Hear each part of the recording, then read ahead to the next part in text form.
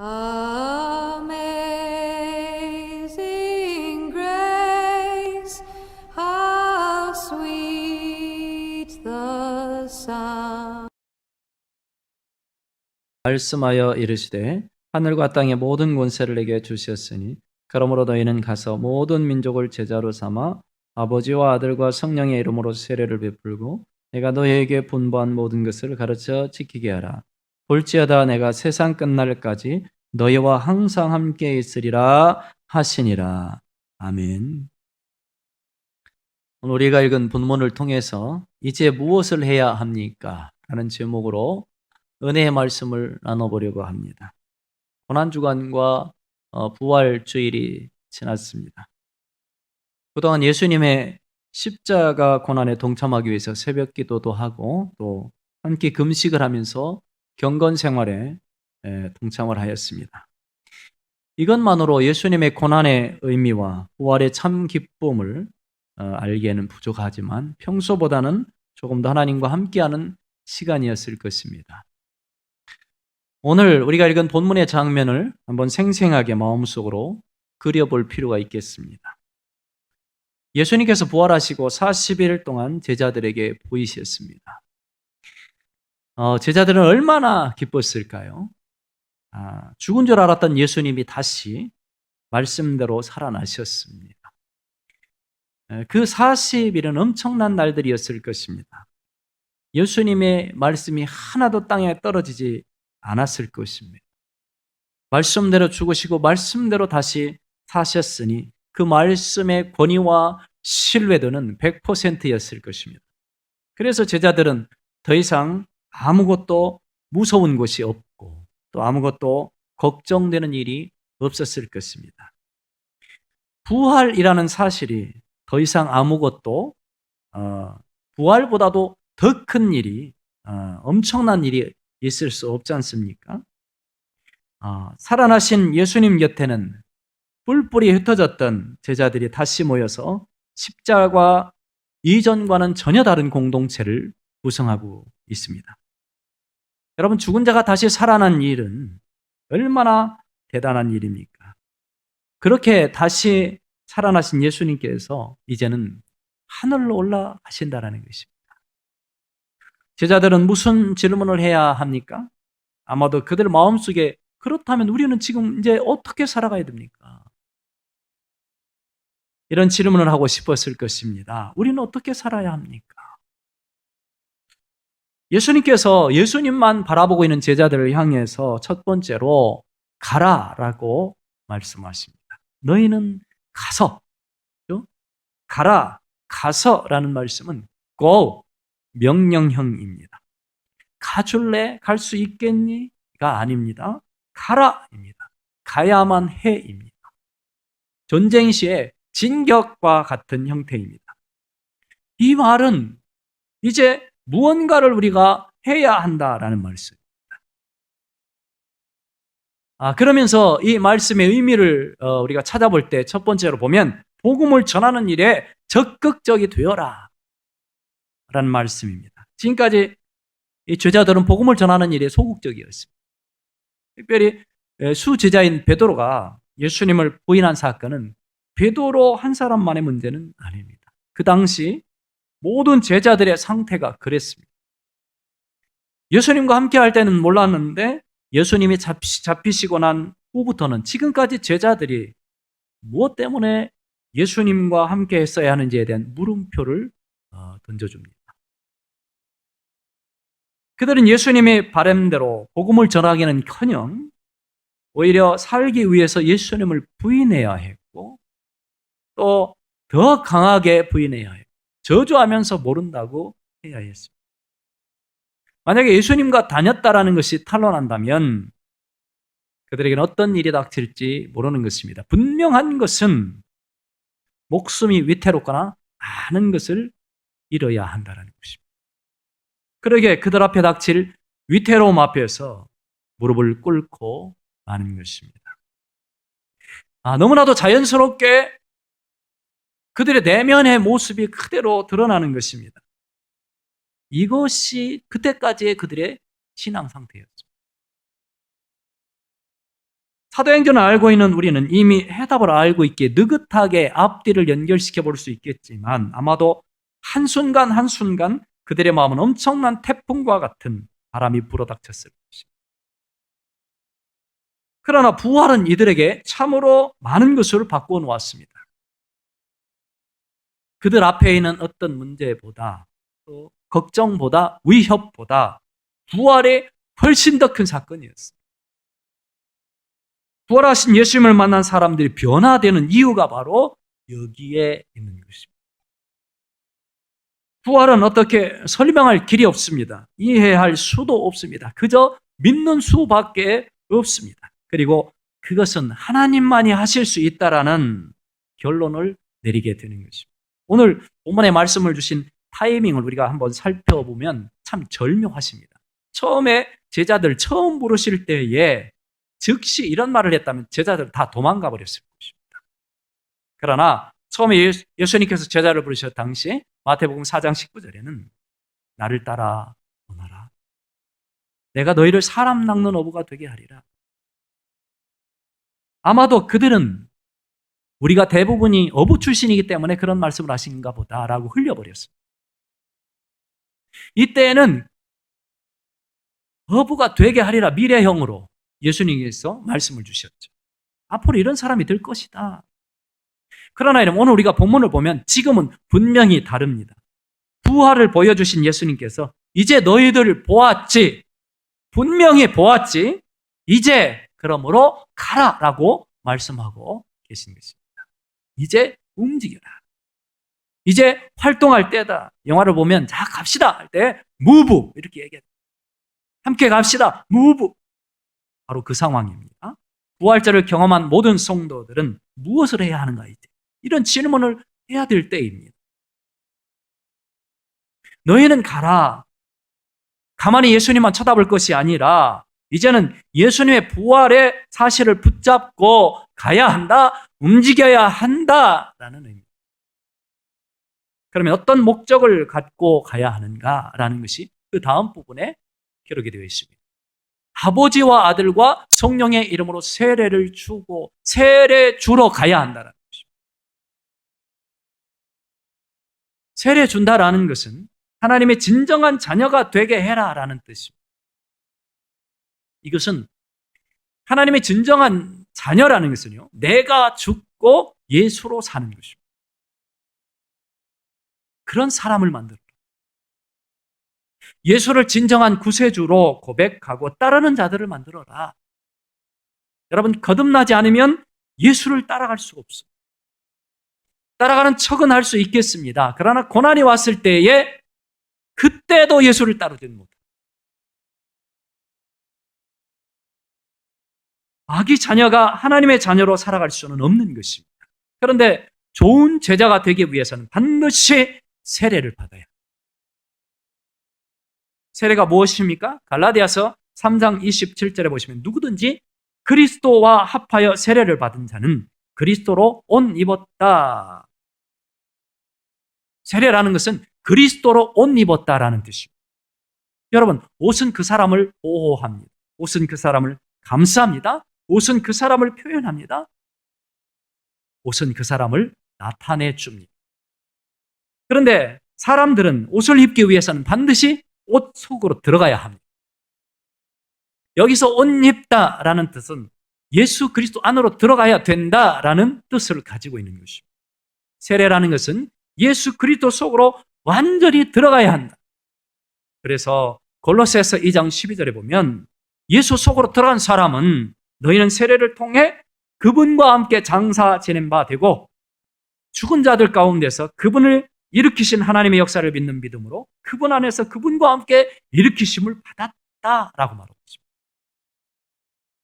예수 그리스도 속으로 완전히 들어갔다라는 것은 그분과 함께 내가 죽고 그분과 함께 다시 살리심을 받는 거예요. 그리고 이런 역사를 베푸신 하나님을 믿는 것입니다.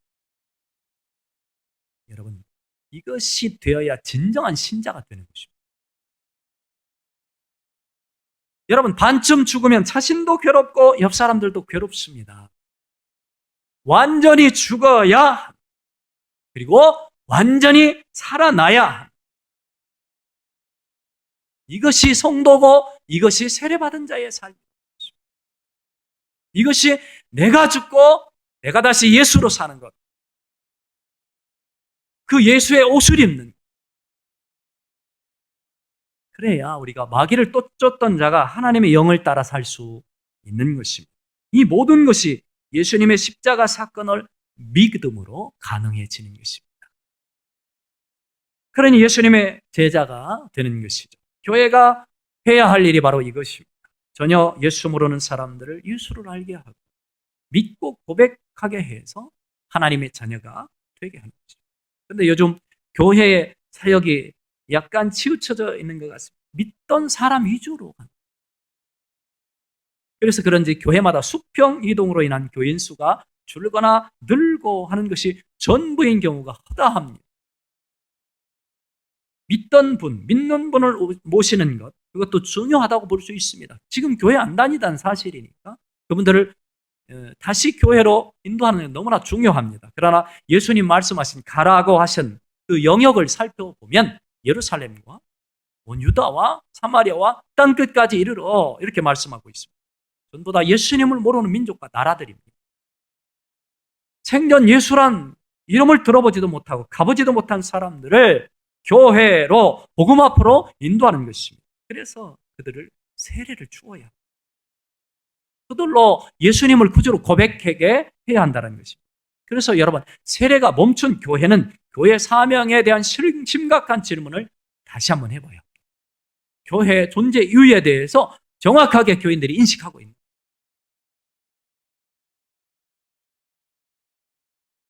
여러분, 우리 교회 역시나 다시 한번 이 예수님의 메시지에 귀를 기울여야 합니다. 혹시나 여러분들의 전도의 대상자들이 믿었거나 교회를 다녀본 사람들이 전도의 대상자의 전부가 아닙니까? 하나님께서는 분명히 우리 교회가 수평 이동에 의해서 부흥되는 교회가 아니고 오늘 말씀과 같이 전도에서 세례 주어서 부흥하는 교회가 되길 원하고 계십니다. 그리고 부활을 붙들고 살아가는 성도들에게는 영혼에 대한 관심이 가장 큰 관심이 되어야 한다라고 말씀해 주시는 것입니다. 그러면서 또 주시는 말씀은 걱정하지 말고 믿고 가라 하는 것입니다. 여러분, 그런데 한 가지 질문을 하게 됩니다. 마태복음 끝부분과 바로 몇 절 뒤에 사도행전으로 넘어가 보면 가라고 하실 때는 언제고 다시 기다리라고 하시는 말씀이 나타납니다. 사도행전 1장 4절에 사도와 함께 모이사 그들에게 분부하여 이르시되 예루살렘은 떠나지 말고 내게서 들은 바 아버지께서 약속하신 것을 기다리라. 고 하시고 나서 기다리라. 5절부터가 그 해답이 되겠습니다. 요한은 물로 세례를 베풀었으나 너희는 몇 날이 못되어 성령으로 세례를 받으리라 하셨느니 그들이 모였을 때 예수께 여쭈어 이르되 주께서 이스라엘 나라를 회복하심이 이때니까 하니 이르시되 때와 시기는 아버지께서 자기의 권한에 두셨으니 너희가 알 바 아니요 오직 성령이 너에게 임하시면 너희가 권능을 받고 아버지와 아들과 성령의 이름으로 세례를 권능을 받고 예루살렘과 온 유대와 사마리아와 땅끝까지 이르러 내 증인이 되리라. 여러분, 가라고 할 때는 언제고 기다리라고 하시는 말씀은 무엇인가? 가라는 말씀은 앞으로 제자들이 해야 할 통합적인 어떤 사역을 위한 지시라고 보시면 됩니다. 언제 가야 할지에 대한 말씀, 사도행전에 주신다라고 볼 수 있습니다. 여러분, 무작정 가는 게 아니고 그냥 아무런 무기도 없이 가는 게 아니고 반드시 이것 후에 가야 한다는 것입니다. 가야 하는 게 맞고 가는 게 맞지만 그러나 이것 없이 가서는 안 된다. 그것이 무엇입니까? 바로 성령 받는 것입니다. 성령을 받지 못한 사람은 성령을 받아야 하는 것입니다. 또한 성령을 받은 사람에게는 성령 충만해야 한다는 것입니다. 왜 우리가 성령을 받아야 하고 성령 충만해야 합니까? 왜 그렇습니까? 성령 없이 가게 된다라면 여러분 십자가 이전에 제자들의 모습이 나타난 것처럼 성도들에게도요, 전도하다 보면 믿기 이전의 상태가 나타날 수 있다는 것입니다.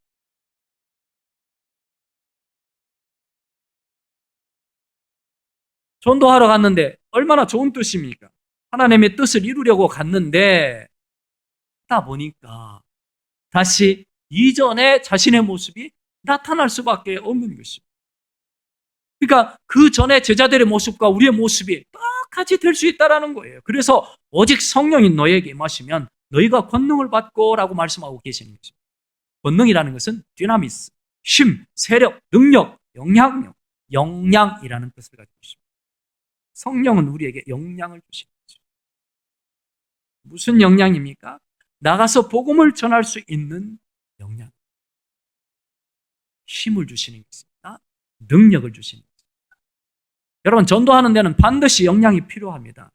한 영혼을 데려오기까지 얼마나 많이 참아야 하고, 얼마나 많이 기다려야 하고, 얼마나 많이 지속해야 하고, 포기하지 않아야 되고, 또 투자해야 되고, 사랑해야 되고, 기도해 줘야 하고, 신앙의 온갖 영역의 영향을 총 집결해야 겨우 한 영혼 건질 수 있습니다. 또 얼마나 영적인 전투가 치열합니까? 방해하는 세력이 있습니다. 사람의 마음이 이랬다 저랬다 합니다. 이런 전도 현장에서 내 역량 가지고는 도무지 감당이 되질 않습니다. 그래서 여러분, 성령 충만하지 않은 상태로 나아가면 열매가 없습니다. 왜?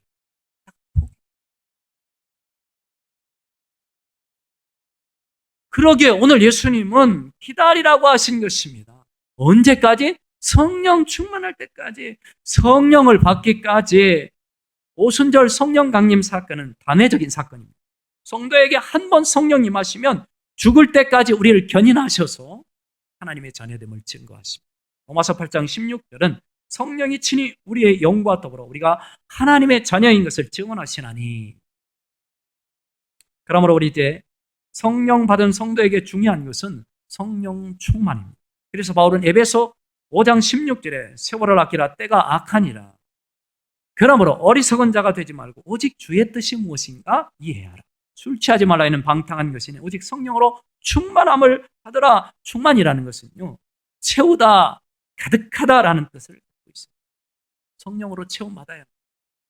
우리가 우리 육체를 위해서는 밥으로 체험을 받듯이, 식사를 해서 허기를 채우듯이 다시 육체의 힘을 그래야 낼 수 있는 어느 에너지를 보유하게 되는 것. 마찬가지죠. 우리 영혼은 하나님의 영인 성령으로 체험받아야 합니다. 왜 이럴까? 그렇지 아니하면 우리는 다른 것으로 채워질 수 있기 때문에. 에베소서는 그것을 술 취함과 방탕함이라고 말하고 있는 것입니다. 성령으로 채워지지 아니하는 성도들은 세상의 술 취함으로 자기 영혼을 채웁니다. 세상의 방탕함으로 자기 영혼을 채웁니다. 그렇게 되면 주님의 뜻이 무엇인지 분별할 수가 없는 것입니다. 오히려 마태복음 6장에 보시면 세상에 술 취하고 방탕함으로 채워온 성도들은 무엇을 먹을까, 무엇을 마실까, 무엇을 입을까에 집중하고 그 염려로 가득 차게 되어집니다. 오늘날 우리 성도들이 갖는 고민을 한번 살펴보면 그렇죠. 여러분, 전도하는 고민을 갖고 있습니까? 아니면 무엇을 먹을까, 마실까, 입을까의 고민 가지고 인생 모든 힘을 소비하고 있습니다. 여기서 성령이 충만한 성도인가, 그렇지 않은가가 드러나는 것입니다.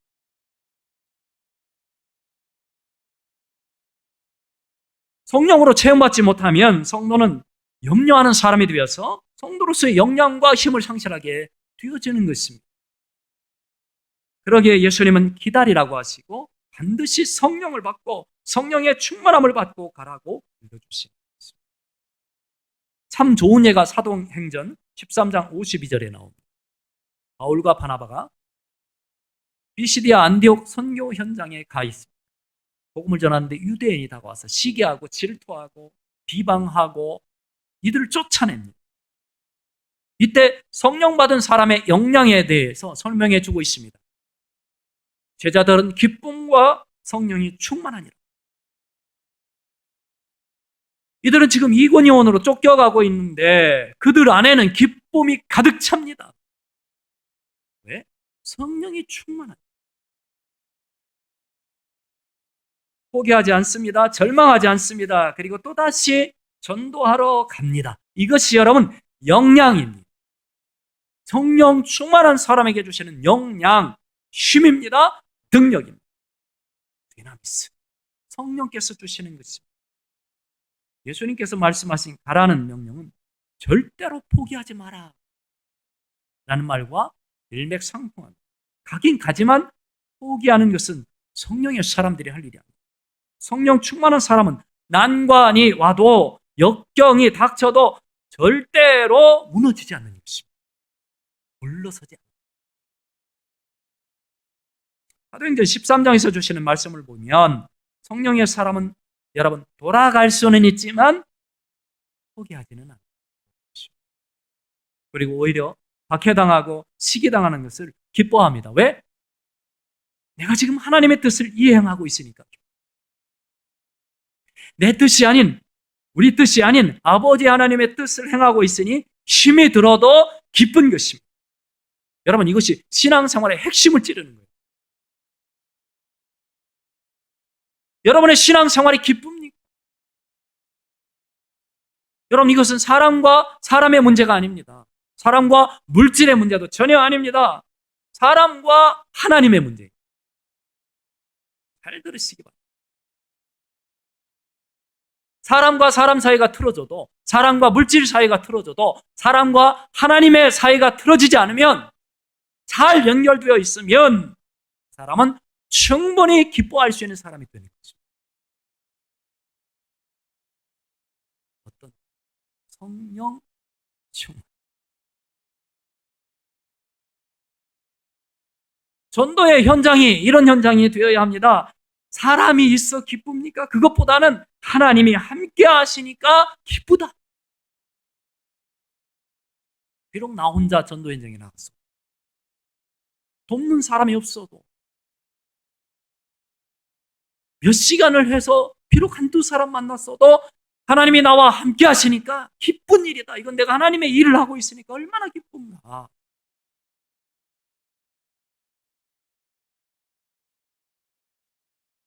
그래서 오늘 예수님께서는 내가 세상 끝날까지 너희와 항상 함께하리라.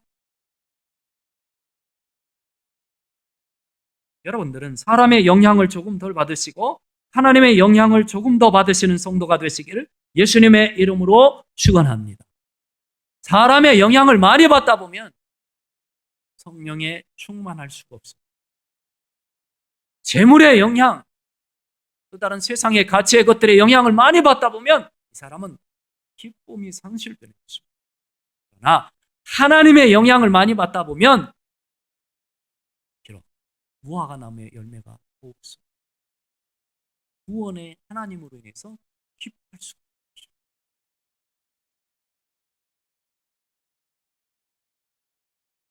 사도행전 7장 55절을 보시면 스데반이 성령이 충만하여 하늘을 우러러 주목하여 하나님의 영광과 및 예수께서 하나님 우편에 서신 것을 보시고, 잘 아시는 말씀입니다. 스데반 집사님이 복음을 전하면서 순교하시는 이런 현장입니다. 역시나 여기에 성령이 충만하다라고 하나님의 말씀은 증언을 합니다. 그런데 성령이 충만한 사람에게 나타나는 역량이 뭡니까? 두려움이 아닌 담대함과 천사 같은 얼굴.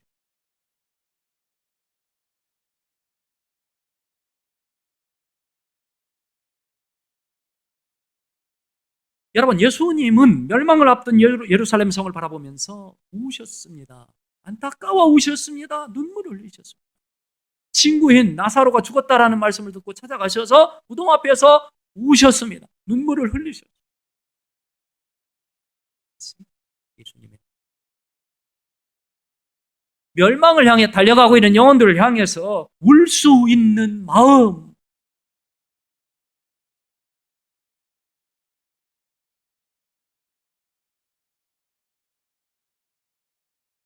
오늘 예수님의 말씀은 제자들에게 어떤 말씀으로 받아들여집니까? 그때 예수님이 우셨던 모습을 떠올릴 때, 이게 성령을 통해 주시는 권능이고 능력. 여러분들이 전도의 현장에 나아가서 사람들을 만나서 느낄 때 있을 것입니다.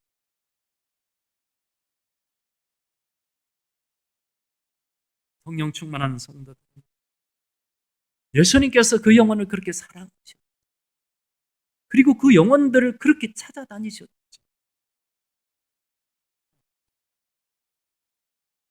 오늘 우리 시대의 성도들이 영혼 낳는 법을 잃어버리고 있습니다.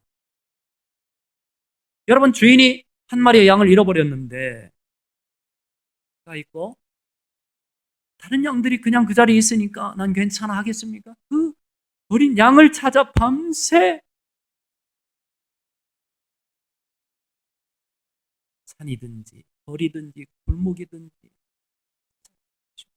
여러분에게 중요한 소중한 것을 잃어버렸어요. 그럼 여러분 밤새 그것을 찾을 것입니다. 어디에 두었더라? 어디에 두었지? 어디 있지? 그 잃어버린 것이 영혼이라면 우리는 어떤 반응을 해야 하는가? 여기서 예수님이 요구하시는 것이 여러분 사랑입니다. 여러분, 예루살렘을 사랑해야 갈 수 있습니다. 영혼을 온 유대를 사랑해야만 영혼을 찾아 갈 수 있는 거예요. 사마리아를 사랑해야 갈 수 있는 거죠. 영혼을 사랑해야 땅끝까지 갈 수 있는 것입니다. 예수님이 그래서 기다리라고 하신 이유는 성령을 받고 성령의 충만함을 받고 가야 하기 때문입니다. 사랑 없이 가서는 영혼을 얻을 수 없습니다. 영혼 데리고 올 수 없습니다. 갈라디아서 5장 22절을 보시면 성령의 열매에 대해서 기록합니다. 성령 충만한 사람은 이런 열매를 맺는다. 9가지의 열매에 대해서 이야기하는데 첫 번째가 뭐예요? 첫 번째는 나머지 8가지를 소화하는 거예요. 덮어서. 이게 무엇입니까? 여러분들도 잘 아시는 대목입니다. 고린도전서 13장에는 사랑 없이는 아무것도 아니라고 합니다. 바로 이것입니다. 성령은 우리에게 영혼 사랑을 일러주시기 때문에 영혼 사랑의 힘, 영혼 사랑의 능력은 우리로 하여금 거뜬히 한 영혼을 구원시킬 수 있는 힘을 발휘하고 능력을 발휘해줍니다. 여러분들이 낳아본 영혼이 있습니다. 여러분이 전도해서 정말 그 한 영혼을 어렵게 주님 품으로 데려와서 지금 양육하고 있는 영혼이 있습니다. 그분에게 무엇을 주어도 아깝지 않습니다. 그러나 우리는 영혼 사랑에 이런 사랑을 보여야 하고 예수님의 십자가의 놀라운 사랑,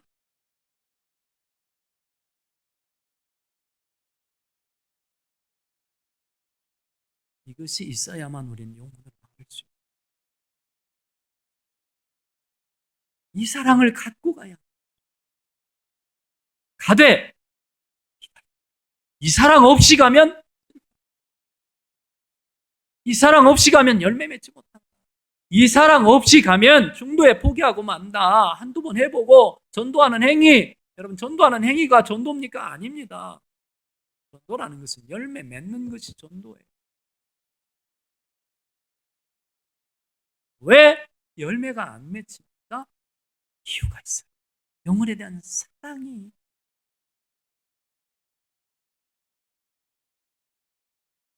사랑하면 전도합니다. 참 맞는 말. 우리에겐 사랑이 필요해요. 우리끼리의 사랑이 절대 아닙니다.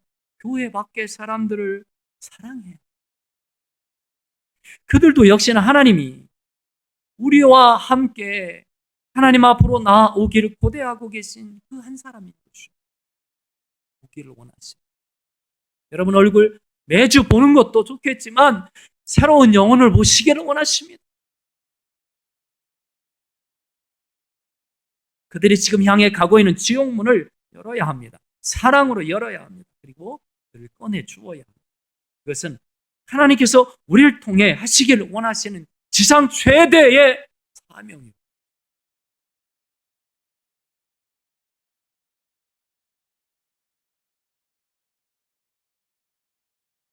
그렇다면 제자들이 예수님이 승천하신다라는 말씀 앞에서 그 마음속에 그런 질문을 하지 않았겠습니까?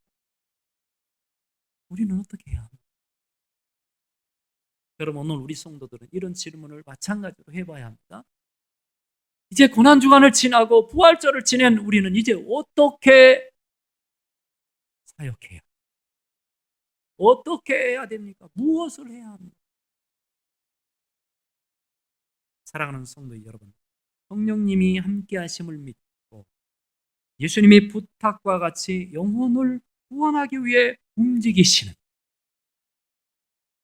영혼을 구원하기 위해서 움직이되 성령께서 주시는 무한하신 그 사랑을 들고 나아가신, 그래서 여러분의 목장이 새 영혼들의 놀이터가 되게 하신 하나님께서 그 쓰시는 종들이 되시기를 예수님의 이름으로 축원합니다.